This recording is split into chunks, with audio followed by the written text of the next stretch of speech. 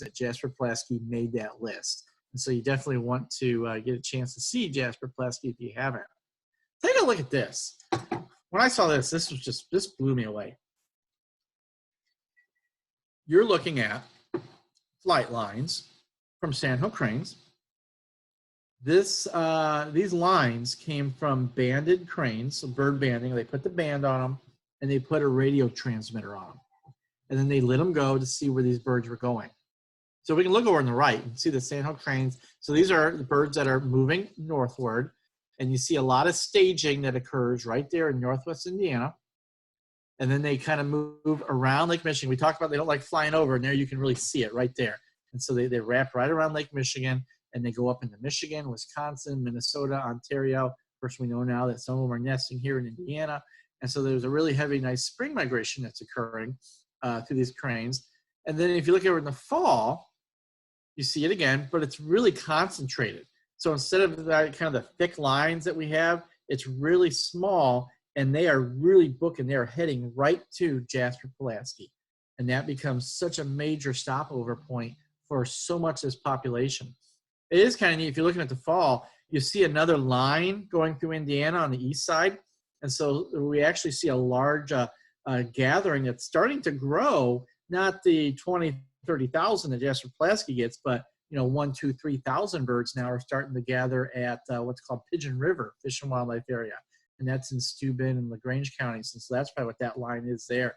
But, if you put Jasper Pulaski on the map, you really see the total migration and how important that site is. And do you see how important Indiana is to this species? What a unique, cool thing that we have is we lie right in the heart of the migration, the breeding, and the wintering of this species. And I didn't realize it until not only this map, but someone had called me from New York State. She didn't call me from New York. She just moved from New York. And she moved to Indianapolis. And she goes, you know what? I just moved here. And what the heck is that racket? I keep hearing these birds way up in the sky. I can't find them, but they're making this noise. And then I realized that living in New York, look at the map there, they don't get sandhill cranes. They don't get this migration that we get here in Indiana. And something that I think maybe that we take for granted is this really cool sign of spring on those warming spring days when we can hear the sound of the cranes flying northward. But man, that really map that shows how important Indiana, Northwest Indiana, and Jasper Pulaski is to the sandhill crane. And if you go to Jasper Pulaski in the fall, is the best time to go there. This was the spot that didn't really have a history with sandhill cranes. In fact, if you were back there in the turn of last century, it was farm fields. Most of this area was all timbered out. The wetlands were drained, tiles were put in. It was ag land. A lot of the Kankakee River was ditched and drained in different areas. But once they established the fish and wildlife area, so what you did was you dug these potholes. And so you then recreated these wetlands that would have existed on the site. And then you allow a lot of this habitat to regrow. So the wetlands, the forests, and then the prairie areas that are all around Jasper Pulaski. And then what you still have around Jasper Pulaski is lots of cornfields. You have corn and soybean and all sorts of agricultural land.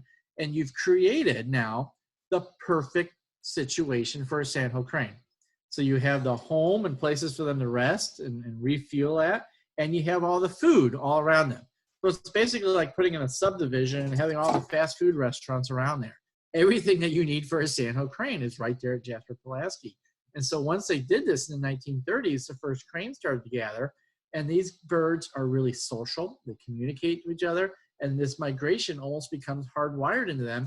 And then the young will follow the adults back to this site, and then they will keep repeating this process. And so now we have this gigantic gathering that did not occur 200 years ago based on the conditions that we've created for them. And so today, Jasper Pulaski holds the largest congregation of sandhill cranes east of the Mississippi. And not only does it host large congregations of cranes, but large congregations of people as well.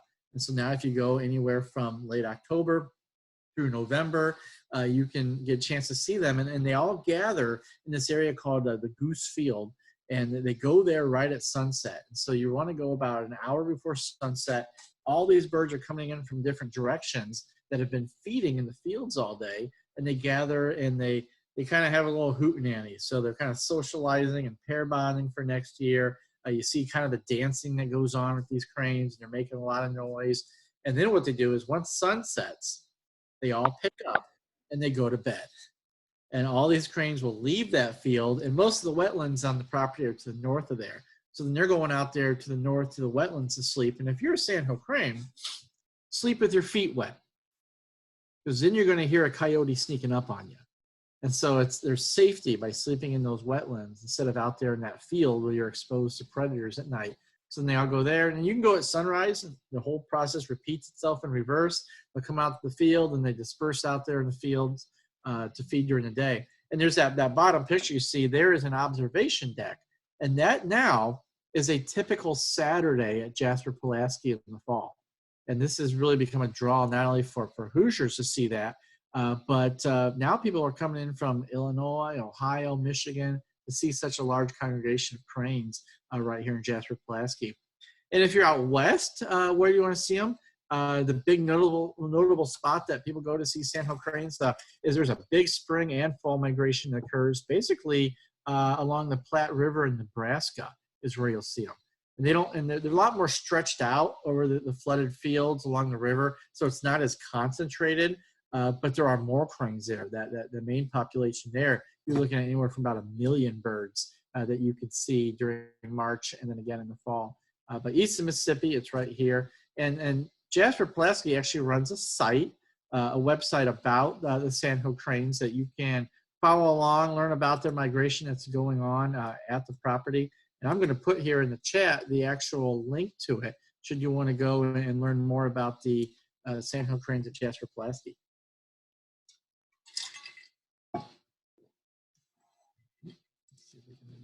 There we go. So there's a property map you can see there on the map. Lower corner there, that's the sandhill crane observation area. And then you can see where all the wetlands are. So they all pick up and go there to the north. And they've been doing point counts. So every Wednesday, typically, they'll send their staff out to count the cranes. And so you need a lot of clickers, and they count every single crane that's visiting the property. And so the best way to do that is do it where they're all gathering at sunset. So they go to that goose field and all the cranes that come in, and so you can see the average counts. I remember 20 years ago going as a kid, my parents would take us there to watch the sandhill cranes, and we would be there in late October, 1st November to see the peaks of the sandhill cranes. But now today with climate change, the big push for these guys is when it gets really cold and their wetlands start to freeze up. So once you get a cold snap and snow up in Wisconsin and Michigan, you get a big push of cranes that come to Jasper-Pulaski. And as that continues, they will move out of Jasper-Pulaski and head down to Goose Pond or even farther into Tennessee and Kentucky. But now with warmer winters, the peak is occurring later. And now it's almost Thanksgiving is when the highest numbers of sandhill cranes occur. And more are continuing into December and January. And if you've ever driven around Wheatfield and NIPSCO power plant that's down there, you'll see lots of cranes. And today, I remember just even a decade ago, you'd be like, wow, look at that. We still got 300-400 cranes that are wintering here all around that power plant. But now it's 1,000 or 2,000 that you'll see that'll winter here during the December, January, and February time period. But here you can see typically now, if the good time to go, I would suggest, is mid-November. It may not be peak, but you're going to be a little more guaranteed a little nicer weather. You're not out there when it's really brisk and you have snow and wind blowing on you. A really neat place to be able to go and see that though. Those peak counts anywhere from 20,000. I think the highest count is upwards to 30,000. And there's a little video. I don't know if this will play. Let's see if this will play for you guys. Never done this on Zoom.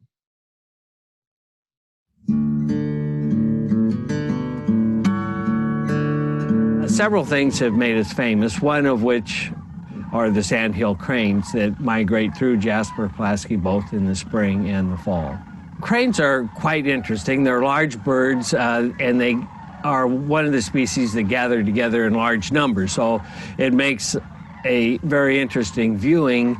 And There are several different populations of cranes in North America. The particular ones that come through Jasper Pulaski are referred to as the eastern population of the greater sandhill crane. And they nest in the states just north of Indiana, Michigan, Wisconsin, Minnesota, and a little bit into southern Canada. They also have returned to nest in recent decades in Indiana, Illinois, and even Ohio. But these cranes are on their way to Florida, which is the primary wintering area. If you were to draw a line from central Wisconsin, which is the core nesting area, to central Florida, lo and behold, Jasper Pulaski would be right underneath that flyway. Cranes learn the migration route, young birds learn the migration route from their parents. So the parents taught the cranes to come here and so on and so forth down the line until we have these large numbers that stop here now. And also a function of that is just the habitat itself.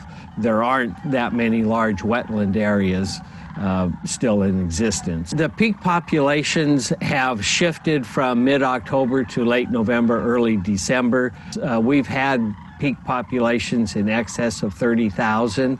So right now, numbers are running around 10,000. 10 to 15,000 will probably be our typical peak. The best times to see cranes on the Fish and Wildlife area are in the morning and the evening. The routine of the sandhill crane, while they're here at Jasper Pulaski, is to roost in our wetland areas at night, and then they fly out to the surrounding private land to feed during the day. I should add that the best place to view the cranes on the property is at the public viewing area. And the cranes use that area as partly just a behavior that they've developed on their own when they leave in the morning and when they return in the evening before they go into the roost. We do provide such as this stationary viewing scopes, but if you have your own, they're much better.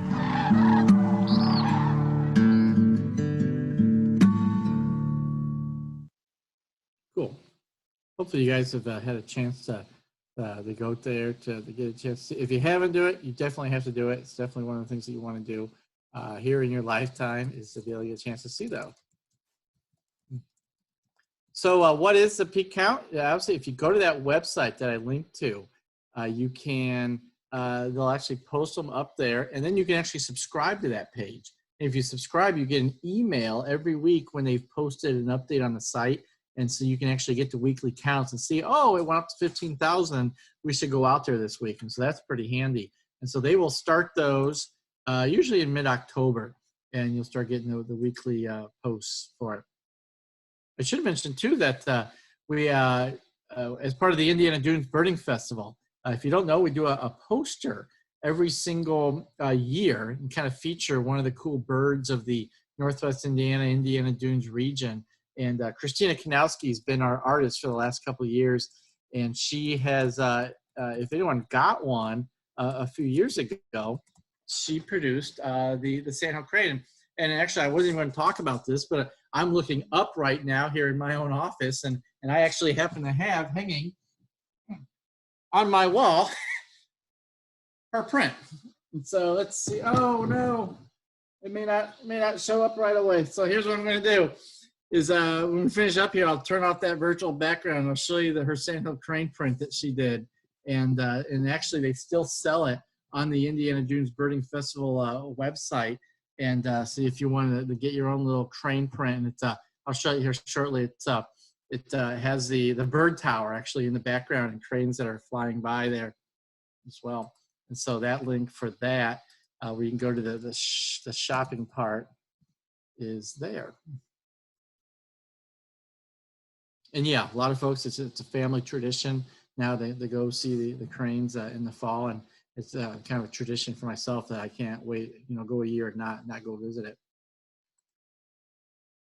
But last thing I want to talk about tonight is to check your cranes as well, because I saw there's 15 cranes in the world, and we have 2 that are in the United States, and the one everybody knows is the sandhill crane, but we also have the whooping crane. And the whooping crane, being one of the rarest cranes, is a species that has traditionally wintered not here in Indiana, but winters in Texas. And then the wild population goes up to what's called the Wood Buffalo National Park up in Canada. And so they follow the central flyway to get there. But it was realized that a few years ago, it was just a dwindling population. A couple hundred birds were all that was left in this entire species, that all it would take was a major hurricane in the fall after they've arrived in Texas to wipe out the entire species. So the thought was, let's separate our eggs in a few different baskets. And so they started to take eggs from the wild population, raise them in captivity, and train these birds not to go to Texas, but to go to Florida. And so then we would split our population between the two different sites in case there was a major catastrophe or disaster that would occur. And so we've been doing that now, part of this eastern population of the whooping crane. There's a whooping crane partnership that's been doing this, that established this. And now it's been, I want to say 15 or more years now that they've been doing this. And so the idea is that you take these cranes, raise them at the Necedah National Wildlife Refuge in Wisconsin, and then they would fly hypothetically all the way down to Florida the winter, Florida and in Alabama as well. And when they started doing that, it's part of that Whooping Crane Eastern Partnership that I mentioned. How you did this, did anyone see the movie Fly Away Home, where they were flying those ultralights with the Canada geese, and the guy had learned how to do that? Basically, that was the inspiration for then they just transferred that to the cranes. And so what they did for years was they raised these cranes at Necedah, and you'd be out there in the field with them, and you couldn't be as a human because you don't want them getting habituated to us. So these guys would wear these crane costumes, big white costumes with these big beaks on them, and they had to wear that all the time around the cranes, and they'd make crane noises and show them how to feed, and then they would take off. And obviously our crane costumes don't have wings, so they would jump in an ultralight, and they would fly them down to Florida, and they would do it in different stages and kind of teach them the migration route. And the idea is that once they then return, they could start doing that for themselves as well. And so there's our populations for the whooping cranes. You have the ones in Texas going all the way up to Wood Buffalo, and then this eastern group there that's based in Wisconsin, and hypothetically then going anywhere along that route. And what we've actually seen, probably because of climate change too, is that the cranes, after they've done the route and they go do it again, they say, well, why do we got to go to Florida? It's nice in Tennessee. You know, it's still warm here. And now with even warmer winters, one of the #1 winter hotspots for whooping cranes is in Indiana. Go figure. At Goose Pond Fish and Wildlife area. And so now, we're looking at an eastern population of about 100 whooping cranes now that we've been able to build that up to. And so anywhere from about almost a quarter of all of the whooping cranes are wintering in Indiana now. When they originally did the migration routes, this was the route they used to do. But frankly, this would take about 2 months to be able to accomplish this, and it costs a lot of money to be able to do it. And so what they've actually now have phased away from the ultralights. So you can't watch them doing the ultralights, flying the cranes down. At one point, they used to do a stop down at Muscatatuck, and you could actually watch them in their migration. But now they're doing what's called DAR birds. These are direct autonomous releases, and these birds are basically dumped off with the wild whooping cranes that are been established now, and let those cranes show them how to do the migration. And so that's now what we do. And most of those cranes follow a similar migration route that the sandhills do. And so it's actually possible to see whooping cranes right around Jasper, Pulaski. And then because the weather stays warm and a lot of our cranes are staying up there in Jasper, Pulaski, some of the whooping cranes do that as well. In fact, here's a really recent map. So this was last winter where the whooping cranes were wintering. So we do have some that still would go all the way down there to Florida. There's a couple national wildlife refuges in northern Alabama that seem to be hosting quite a few. But look at that Goose Pond area near Bloomington. A lot of them there. And then I think we had at least 3 birds that were hanging around the Wheatfield power plant. If you're driving those fields looking for gray cranes, look for the big white one. These guys are bigger than the sandhill cranes, and so they're pretty noticeable. Sometimes I see some cranes, and they look pretty white out in the field when the sun's shining on them, but they're nothing like a whooping crane. They're really bright white, and then when they're in flight, they have those black wingtips, and there is no color difference on a sandhill crane when they're flying. So here's our numbers today. So if you add up the cranes in captivity, they're producing eggs. We have some different experimental populations that have been tried over the years that don't migrate, plus the eastern numbers, plus the wild birds now. We still have less than 1,000 whooping cranes around the world. And so you're looking at 757 of them. And if you're out there at Jasper Pulaski over the course of the season, you're looking about, what, 100,000 sandhill cranes that you could be potentially seeing out there that are part of that population. So you can do the math. You know, what are the odds of seeing a whooping crane? You know, you should get a lottery ticket if you find one, but they are out there, and it's something to be looking for and be aware of too. It's one that we're doing a lot of work to try to bring them back, and so they're a species it's really important to keep them wild too. So we always encourage people to don't approach them, stay in your car if you see them. We don't want them to get used to humans, so they can live the best life that's out there. These cranes, when they are here in the summertime and you're looking for them, say in Beverly Shores, they nest in the wetlands, in the cattails, and they will kind of make a lot of dead cattails and matted material, and it literally kind of floats and sits right on top of the water. So the average crane nest is maybe about 3 or 4 inches off the actual water. So today, sandhill cranes, you know, as long as we can get the habitat right, we're not destroying it, we're not hunting them. The number one cause of sandhill crane nest failure is flooding. And so you get, you know, a big April rain, and you get 3 inches of rain, and it raises the wetlands up, it'll flood out the nest, and that's how they'll lose them most often. And did New Orleans do part of the raising? I'm not sure. I'm sure you could go to the Eastern Partnership. I know they did. I know a lot of it was, I think one of the labs was in Maryland that actually did some of the, at least incubating of the eggs. But then, of course, as soon as they hatch, those whooping cranes, they get them to Wisconsin right away, because they want them to be able to associate with that and make that their home place and imprint on Wisconsin and not some other location. But that right there is our story of sandhill cranes. And so now your job then is to all write your congressman and tell them to make the sandhill crane the state bird of Indiana and get rid of the cardinal. Don't tell them I told them. Don't tell them. Without doing that, it is a bird that really, I think, really is a symbol of Indiana, represents Indiana much more than any other species. And we have some pretty special stories here. And I'm going to show you my, if I can do this, my dirty background so that I can show you now. This was Indiana Dunes Spring Festival poster produced in 2000.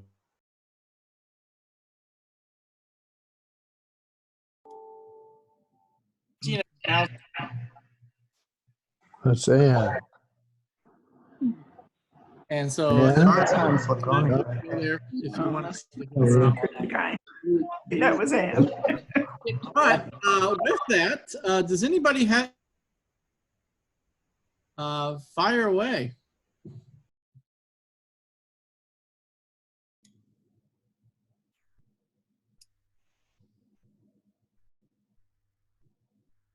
And Chris, if you have a question, make sure you unmute yourself.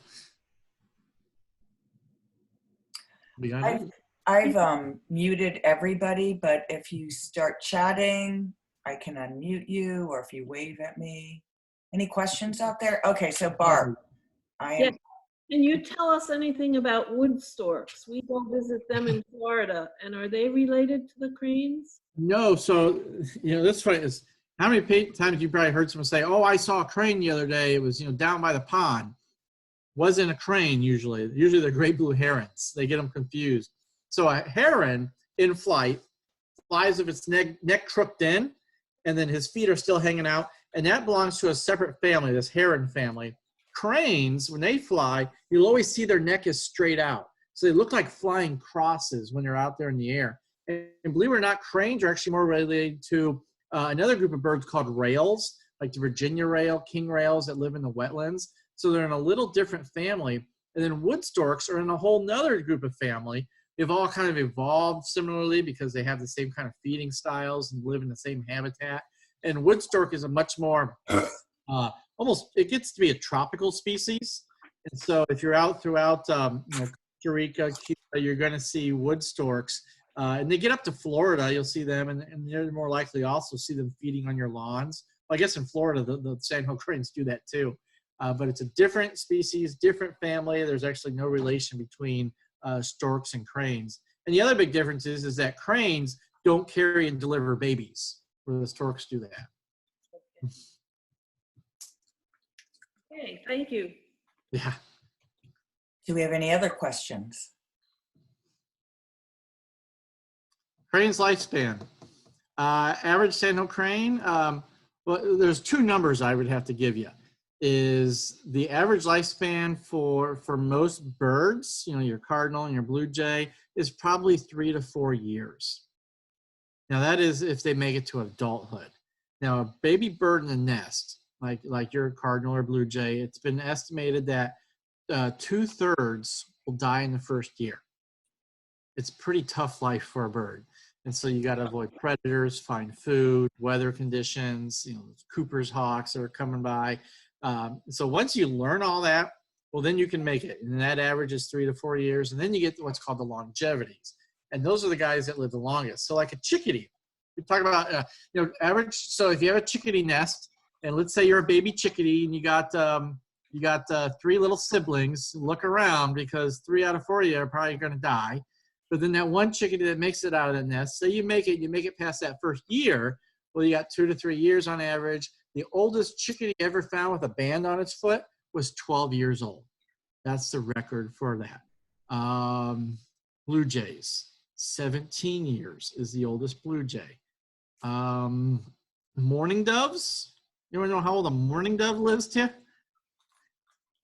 Do you think it's high or low for a mourning dove? Low. You say high, you say low. Because when I think of a mourning dove, I don't think of a smart bird. It's the bird that's always hitting my window. It's also, when I see him at the feeders, it looks like it's the one that's going to get picked off by the hawk because he just kind of sits there and pigs out. And if you actually look at a mourning dove nest, you can see through it. You can see the eggs. It's such a flimsy nest. And in something like 28 out of 50 states, the mourning dove was a legally hunted species. But the oldest mourning dove ever found with a band on its foot was 36 years old. Oh, wow. It's the oldest living passerine bird. But then that leads us to the sandhill crane. Bigger birds tend to live longer years. So things like red-tailed hawks, 26 years. Oldest great horned owl, 28 years. Oldest sandhill crane, 34 years old. Wow. Oldest one with a band on its foot that we've been able to see. Average is probably 5 to 10 years old, but you can get past there, they can live 30, probably to 40 years. And then we know some of these cranes in captivity where they have, unlimited food and don't worry about predators. That's where you get the oldest crane lifespan, that's 80 years we've seen. But that's not in the wild, that's in captivity. Anyone else? Such an awesome bird. I had a question with regard to, first of all, thank you very much. This is very interesting and very impressive. Are you recording this particular show or Skype meeting or Zoom, sorry? And is there a place where we can watch it later? Because my husband missed it. I'll refer to the host. I have, somebody reminded me to do that as I was managing participants. So about midway through, I began recording. And that's probably a good thing because, and we'll put it on our website, the ABSR website, if we can. Sometimes if their files are too large, cannot. Is that going to be? So let's hope this portion I have. Great, thank you. And what we do for Audubon, whenever we host them too, another option for you guys is we just Hello. let people watching on YouTube.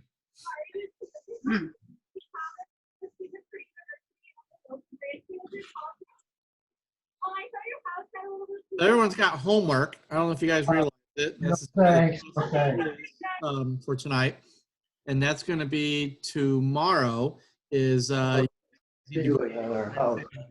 Thanks for the university. Hold on a second. I'm going to mute everybody and then unmute you. To the window.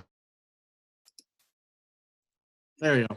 Okay, Brad, go ahead. Yeah, your homework is to go find a crane And if you really get into bird watching, you might consider, it's called ebird.com, EBIRD.com. It's a place that you can actually log your bird sightings. You report them. It's part of citizen science. And then you can actually go and look and explore bird sightings. So if you want to know, I want to know when the hummingbirds are here, you go there, type in ruby-throated hummingbird, and you'll see all the dots on the map of where people have seen them. And it's kind of neat to see the migration. And then as we get in the breeding season, as people log in, you type in sandhill crane, you'll see all the dots where people are finding sandhill cranes. And so if you get into kind of watching birds, whether it be, socially distanced from your backyard or out there in the parks, you can go to ebird.com. It'll keep track of all the birds you've seen. Some people keep life lists and things like that. And so that's a great way that we know about where the cranes are. And we learn about new breeding pairs when people log sandhill cranes that they saw in like June and July. And that kind of tells us where these birds are spreading. And as we see this bird that used to be quite rare, this amazing bird that really represents Indiana, that is now a good staple and back, hopefully back for good. Wonderful. Any other questions? Susie, go ahead. Let me unmute you. Hold on. I'm getting there. Okay. What can we do to make the sandhill crane the bird of Indiana? Well, you could talk that has to go through your state legislatures, and actually, you know what? I had his name right here. If you really want to talk to somebody about proposing that, he's already on board. He gave me his business card the other day. Our representative, Michael Aylesworth. He's the one that made the lightning bug, and that's so Michael Aylesworth right there, and he supports it. But be prepared for the Cardinal Coalition to pick up arms against you if you try to do that. And there may be some of them with us tonight too, and because it's definitely a pretty bird as well. But but it represents Indiana. It's a really cool bird, and one that we have here. It's a bird of all 4 seasons as well. Something's going on with that bird, and it's a bird that calls this state home. And believe it or not, no other state has the sandhill crane as their state bird. Not even Nebraska. Not even Nebraska. They have the western yellow. Little yellow bird. I have a question. If we were going down to the Smoky Mountains, where is the Tennessee point where all of those cranes seem to congregate? It looked like in some reserve in Tennessee. Yeah, it's going to be it's a national wildlife refuge. You need to get to more of the flatter part of the state, so it's not up up into the foothills and into the mountains, because you have to have the big wetland areas. I would need to look it up because I'm not quite sure. Okay. The but if you look up like National Wildlife Refuge for sandhill cranes in Tennessee, it'll probably pop it up right away. Okay, thanks. National Wildlife Refuges around there.